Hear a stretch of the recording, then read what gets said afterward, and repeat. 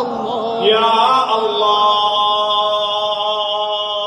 اللهم عجل لوليك الفرج والنصر والعافية، اجعلنا من أنصاره وأعوانه والذابين عنه والمستشهدين بين يديه وتحت لوائه يا الله.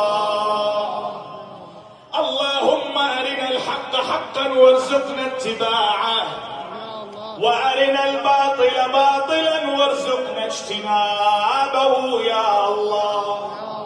اللهم انصر شيعة علي بن أبي طالب، اللهم انصر علي بن أبي طالب في شيعته يا الله. اللهم اشف مرضانا على خصمنا أوصانا بالدعاء.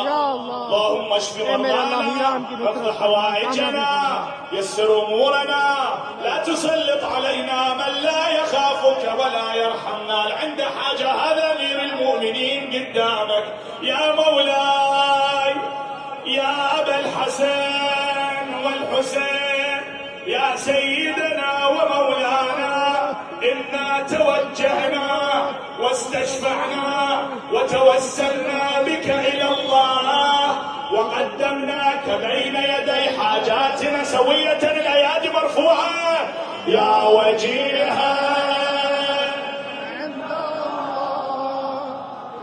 اشفع لنا عند الله، يا وجيها عند الله اشفع لنا عند الله. اللي عنده حاجة يتفضل يقولها ختام المجلس. هذا أمير المؤمنين، قول احكي ويا أمير المؤمنين. يا الله، إلى أرواح المؤمنين والمؤمنات، إلى من مات على الإيمان، بالخصوص أموات المؤسسين السامعين حاضرين، الشهداء، العلماء، خدمة الحسين، لروح سيدتي ومولاتي زينب الكبرى وأم البنين، أمواتنا أمواتكم جميعا. رحم الله من يقرأ الفاتحة مع الصلاة على محمد وآل محمد ثلاثا وبأعلى أصواتكم.